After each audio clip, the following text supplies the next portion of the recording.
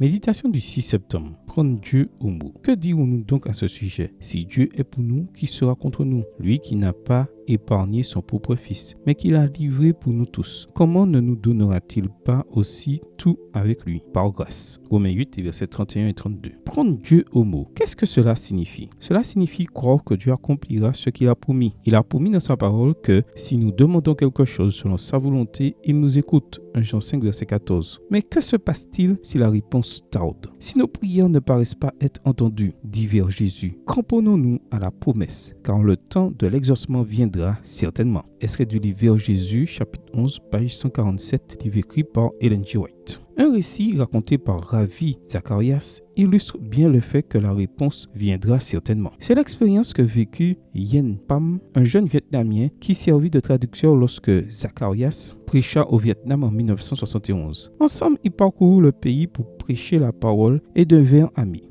Lorsque Zacharias retourna dans son pays, il perdit au contact. 4 ans plus tard, le Vietnam passa sous le pouvoir des communistes. 17 ans après, Zacharias reçut un appel de Yen. Celui-ci lui raconta que peu après la chute du Vietnam, il fut arrêté et accusé d'avoir aidé l'armée américaine. Alors qu'il était en prison, on l'obligea à lire la propagande communiste contraire à la foi chrétienne. Durant tout ce temps, Yen pria Dieu, mais sans recevoir de réponse.